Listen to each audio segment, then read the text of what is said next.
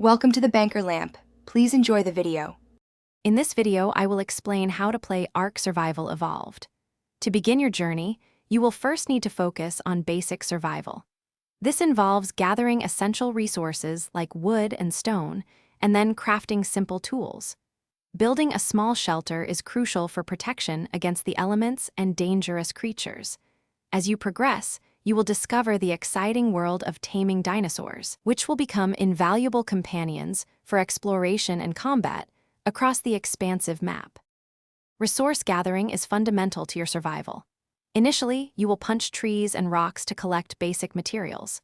Soon, you can craft a stone pickaxe and hatchet, significantly improving your gathering speed. The crafting menu allows you to combine these raw materials into tools, weapons, and structures.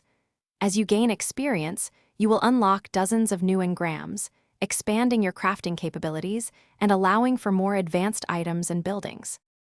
Taming dinosaurs is a core and rewarding aspect of Ark. First, you must knock out a creature, often using tranquilizer arrows or darts. Once unconscious, place its preferred food like berries or meat into its inventory. The taming effectiveness will increase as it eats. During this vulnerable period, protect your future companion from other aggressive creatures. After a successful tame, craft a saddle to ride your new ally, opening up many new possibilities. Building a strong base is vital for long-term survival and progression. You can construct structures from thatch, wood, stone, or metal, each offering increased durability. Your base will house crafting stations, storage for your valuable items, and defenses against raids. Beyond your base, the world is vast and full of secrets.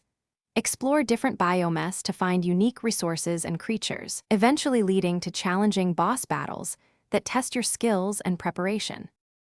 Thanks for watching. If this was helpful, leave a like and consider subscribing. See you next time.